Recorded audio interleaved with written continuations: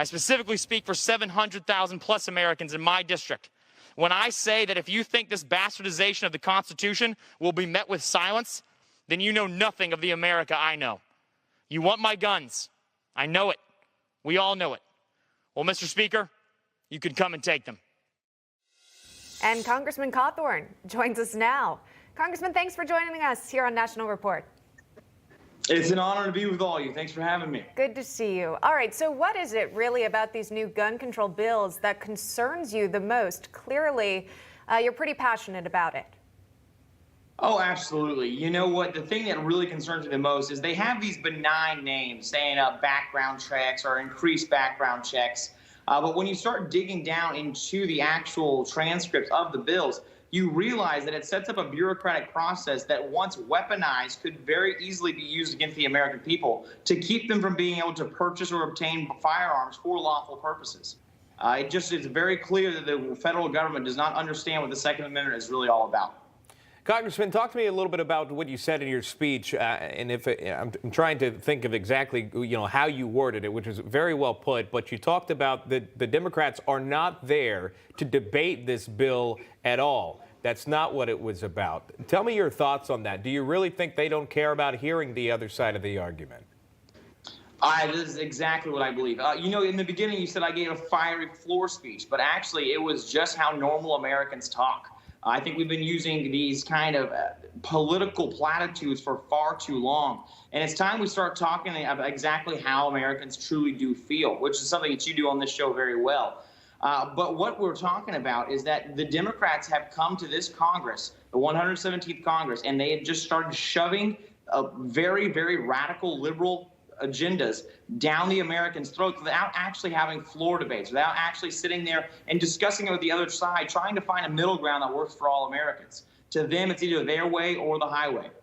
Well, let's talk about another bill that has become incredibly partisan, that being the so-called American Rescue Plan, that next round of COVID relief, that $1.9 trillion bill. And in fact, there was so much outrage directed against Wisconsin Senator Ron Johnson for insisting on just reading the bill aloud so that everyone really knew what they were voting on. And they were saying that you're wasting so much time to read it out loud. And yet we've learned that once it was signed in the House yesterday, it will head to President Biden's desk, and he's waiting until he signs it tomorrow. Why the delay if there was such a rush back then in the Senate? Oh, you're absolutely correct. The problem is that most people in Congress don't actually read these ginormous bills. They come in with 2,000 or more pages, and then people just will read the top line and then go vote for it. But as I'm sure you're very aware, this American Rescue Plan and this $1.9 trillion that is supposed to go to COVID relief actually only gives 9% to real Americans for COVID relief. This sends hundreds of billions of dollars to just pay off Nancy Pelosi, Joe Biden, and Chuck Schumer's donors and people who got them elected. This is the Nancy Pelosi payoff bill, and Joe Biden is using it to line the pockets of his political allies. Congressman, tonight is going to be a must-watch TV, if you will. President Biden speaking, marking 1 year since the pandemic was announced. What are you expecting from these remarks as he's scheduled to talk about, quote, the next phase of how America tackles this pandemic? What do you expect to hear tonight from President Biden, or what do you not expect to hear? Well, one, I expect to hear a lot of gaffes. Whenever this president gets up to speak, you always see him stumbling to find exactly what he's trying to say, which is very sad cognitively for the president. So we all do need to be praying for him. But you know what? I genuinely expect him to be praising COVID-19. It's the whole reason he got elected. They use this pandemic as an excuse to really have some very interesting election laws, which I believe helped them win 12 very key counties in some very key states that I believe earned Joe Biden his election. And so I genuinely believe that they're going to be talking about, just saying how we've all worked together as a country to come through this. But when at the end of the day, we've just seen our liberties eroded, and we've seen exactly how overreaching the government can be in a time of crisis. Let's talk about what's happening in your state, North Carolina here. Governor Roy Cooper has said that he's not going to follow suit with some other Republican states, or Republican-led states, I should say, and lift those mask mandates, open up completely. They're listed on your screen right there for you at home tuning in. Governor Cooper says he wants to wait for herd immunity to be achieved before lifting those mandates. What's your opinion on this decision? Well, I'll tell you, Roy Cooper is a bad word in my house. He has led our state in a very poor manner throughout this entire pandemic, and it's hurt a lot of my friends and neighbors. But you know, when he's saying he wants to wait until we get herd immunity, I mean, it's intellectually dishonest. We now have put more immunizations and shots into arms than people have ever been actually diagnosed with COVID-19.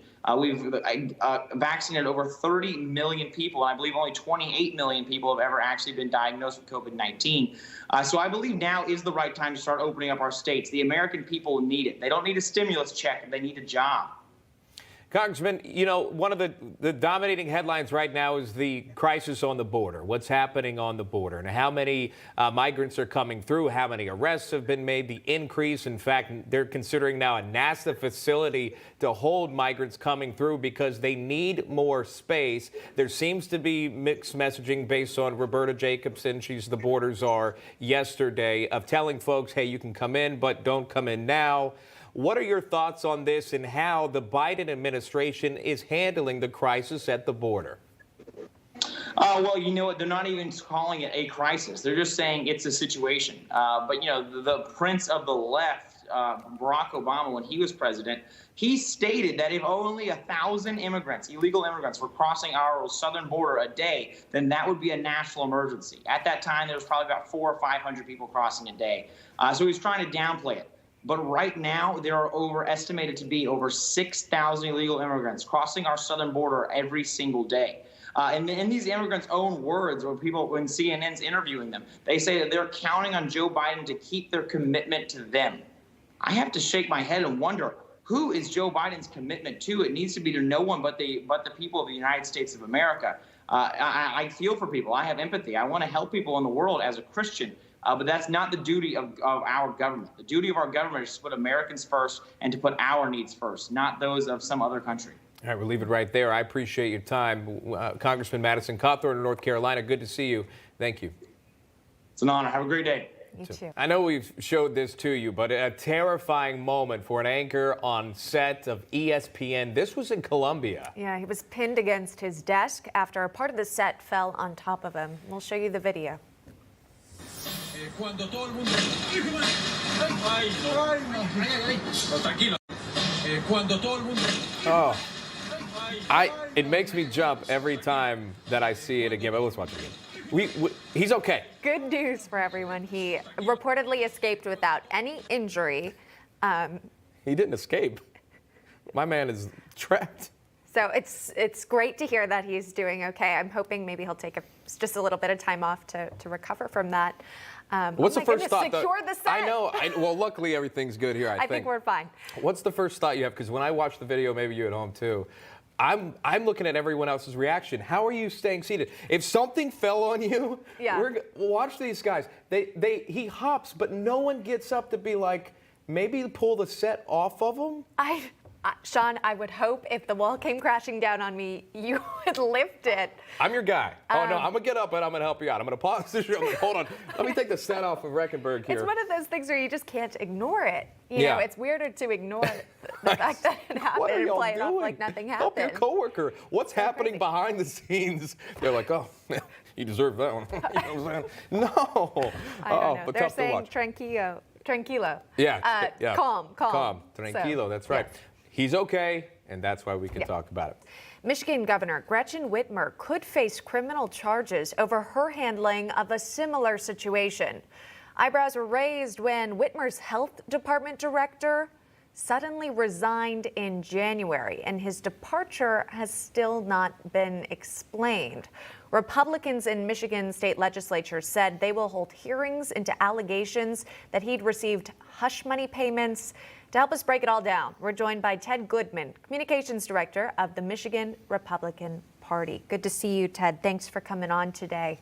So this former health director had said that he signed an agreement in the interest of protecting deliberations among government officials. What's going on here, really? What was the deal behind his departure? Thanks, Emma. Well, what's going on is we have the state's top public health official abruptly resigning and being paid off by the governor over $150,000 to remain silent. And this is happening in the midst of what these folks are calling the greatest public health crisis of our time. And so the people of Michigan deserve answers. The Republicans in the legislature are demanding answers from the governor on the circumstances surrounding this hush money payment. Okay, those are some major allegations that you are bringing to light on this program right now. What's the evidence that you're citing when it comes to how much money was paid and the timing of when it was paid? Sure. So this we had some good reporting by some journalists here in Michigan, and they were able to get this information through FOIA requests into the state government. And so it is known that this money was paid, and part of the arrangement was that neither party could speak publicly. And that's unacceptable when you have the state's top public health official resigning in the midst of this public health emergency. The people of Michigan deserve answers, and this sort of thing needs to be explained to the taxpayers. And perhaps it will be during these hearings, correct? Is that what you're hoping to achieve? Who have you reached out to, and who do you hope will answer these questions? Well, look, I mean, the buck stops at the top. So, this is something we really want to hear from the governor on. And we have some really good state legislators here in Lansing, Michigan, who are going to be demanding answers and getting to the bottom of this. Again, this is the state's top health person in the midst of this, what they're calling the greatest public health crisis of our time, suddenly resigning. And so we need to know why, the circumstances of this resignation, and we need to know that now.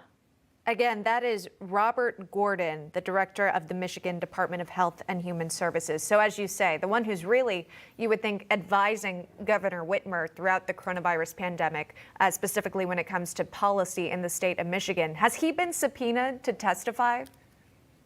As of now, we want to make sure all options are on the table, and I can't speak for the legislature. Of course, the subpoena power is one avenue they could pursue to get to the bottom of this. This is something that all of the taxpayers of Michigan and frankly, every Michigander deserve to know the circumstances of this resignation, considering the stakes. And listen, this is part of a larger pattern with Governor Whitmer. From the start of this pandemic, she made it very clear that it was going to be her way or the highway. And she's refused to work with the legislature, and now she's refusing to be transparent about some of these major questions and, this hush money payment. Okay, well, you'll have to keep us updated as to how those hearings go. And of course, if you would get a response from Robert Gordon, the man who's being accused of this inappropriate behavior. Now, to be clear, Governor Whitmer's policy, it did differ from Andrew Cuomo's. She didn't force COVID-positive patients to reside with those COVID-negative patients, but she sort of incentivized the process by paying homes to take patients who had contracted COVID-19. And Ted, correct me if I'm wrong here, but has the governor sort of addressed these accusations? Has she maybe realized that perhaps her decisions weren't the best when it comes to dealing with nursing homes and patients who could be going back? She has not addressed this. She refuses to, and it's, again, part of a larger pattern. She's happy to go on MSNBC and CNN every other day, yet refuses to take questions from the Lansing Press Corps. This sort of thing, we need to be transparent about it. She needs to answer to the people of Michigan. Look, she works for the people of Michigan. We don't work for her. And so we demand answers. The legislature is taking steps to get these answers, to understand why Mr. Gordon was paid over $150,000 to remain silent. Yeah, I would pose the question to him directly, and perhaps that would happen down the line. On Tuesday, however, Governor Whitmer signed a COVID-19 spending plan, but vetoed $652 million in proposals from the Republican-led legislature to help those small businesses in the state, which I'm sure are hurting during this time. She also rejected a bill that would limit her pandemic powers, which is something we'd seen play out in the state of New York here. What's been the response from these small business owners that were maybe hoping to get some financial assistance? Of course, disappointment And the fact that she's putting, politics, partisan politics over the needs of small business owners, the backbone of the Michigan economy.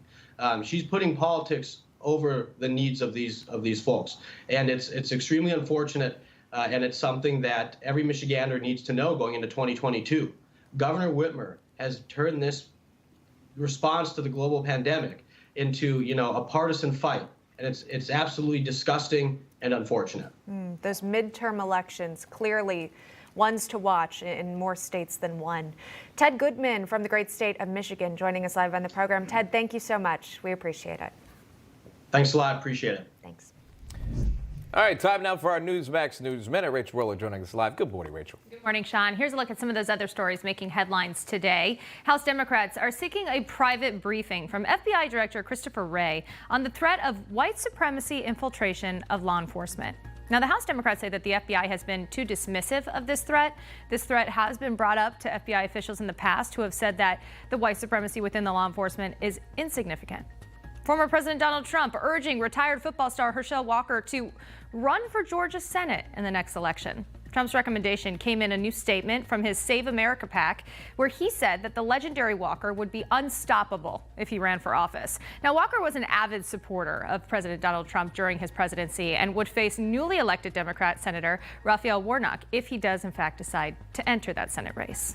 And China has approved the, quote, Patriots Governing Hong Kong resolution today, which places even more democratic restrictions on Hong Kong. Now, the new law passed in the Chinese Congress will dilute democratic representation and allow for Chinese officials to vet and elect candidates. Beijing arguing that these reforms are necessary to ensure stability in Hong Kong, but Democratic activists within the city say that the measures are meant to effectively wipe out opposition. Those are just some of the stories that we're following for you. For breaking news, you can head to our website, newsmax.com. At a press conference on Wednesday, Roberta Jackson, Southern Border Coordinator, said that it was not a, quote, coincidence border crossing attempts spiked after President Biden took office. We've seen surges before. Surges tend to respond to hope.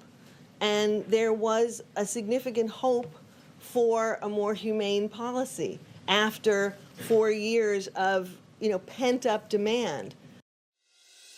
Well, Jacobson also said that the White House is trying to balance better policies and messaging. Watch.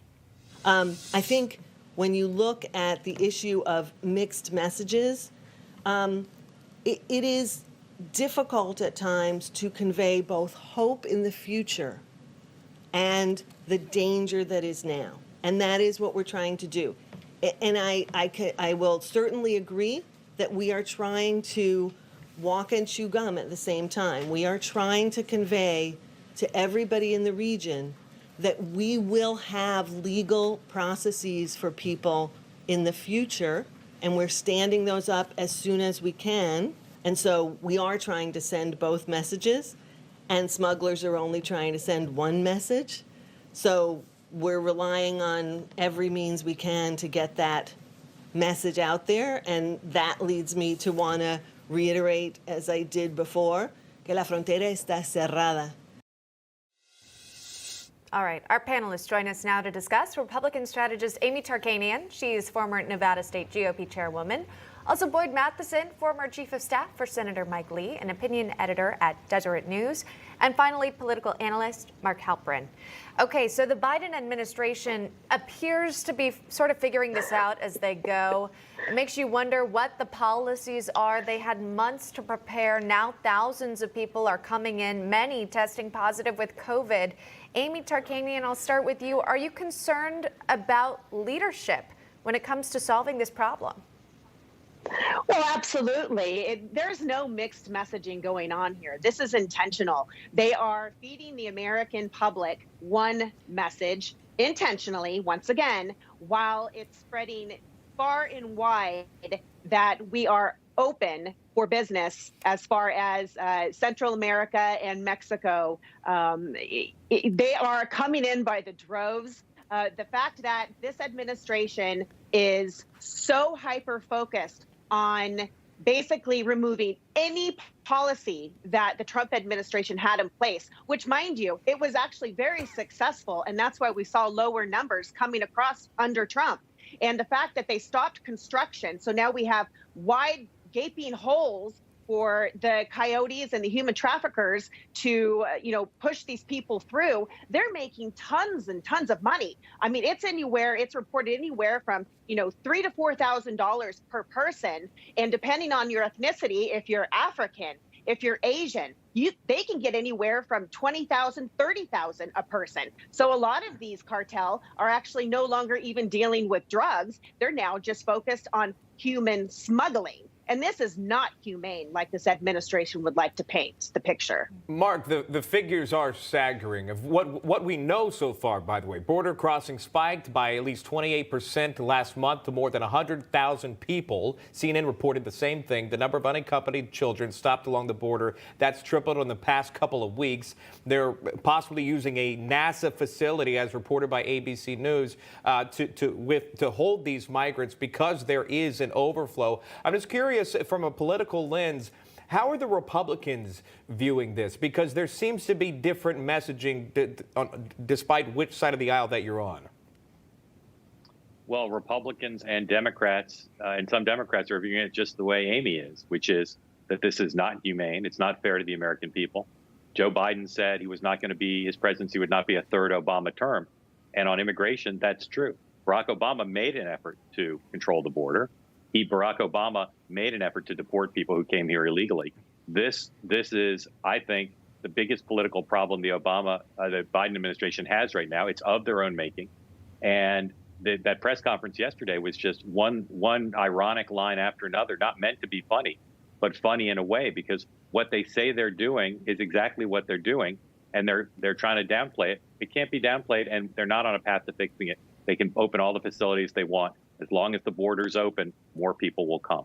Right. Boyd, it makes you wonder if anyone was tuning into that briefing room, they're not being told exactly, don't come, we can't take you, because they're finding room. It's just less space. Yeah, and I think that Mark's exactly right. The press conference yesterday was one head scratcher after another in terms of what the messaging is. And I think the important thing for the American people is to realize that you can actually have both. We're being presented such a false choice. That you can have compassion and you can have rule of law and borders. Those things are actually compatible principles. And so the administration is clearly selling something that doesn't exist. Again, one message, as Amy said, to those south of the border and the others to the American people. I think the other thing that's important for us to keep in mind from a policy standpoint is that we keep doing that. We've done this for decades now. When we want to help promote democracy around the world, we throw money at it. We throw money, especially at South American countries, trying to prop up democracies. And that works for a little while, but they very rapidly slide into socialism and all kinds of thugs and bad guys. The thing we have to remember is that it's actually entrepreneurship that drives freedom in these countries. And so we need to make sure they understand the systems and the free market economy, having a support system that will create freedom, that will create entrepreneurs. Ultimately, that's what's going to drive freedom around the world. Amy, part of their approach reportedly is to send billions of these countries to curb migration, proposing $4 billion, sending money, sending aid to Central America specifically. Is that the best approach, throwing money at the problem? No, it's not, because it's actually reported that the Honduran president is involved with drug smuggling. So even though they're claiming that this $4 billion that they want to give to Central America is not going to their government leaders, you don't think that these leaders don't oversee every business, everything that comes in and goes out? I'm sure that they're watching everything that moves like a hawk. And the fact that they're saying that this money is going to go towards things like, I don't know, climate change, inequality. You really think they care about that right now? I don't think so. And then also the fact that you've got the Mexican president basically deeming President Biden as the migrant president. That tells you right there that that message has been spread loud and clear in south of the border, that they are more than welcome to come through the gaping holes that they decided not to continue to fix and repair under the Trump administration. And this, of course, while this country is trying to get control and a handle on a pandemic. Hey, I'm Rob Finnerty. Thanks for watching. If you enjoyed this video, please join the conversation in the comments below. Don't forget to subscribe, too. Hit the bell icon to be alerted to breaking news. And remember, there's a whole lot more on Newsmax TV, America's fastest growing cable news network. Newsmax TV, we're real news for real people.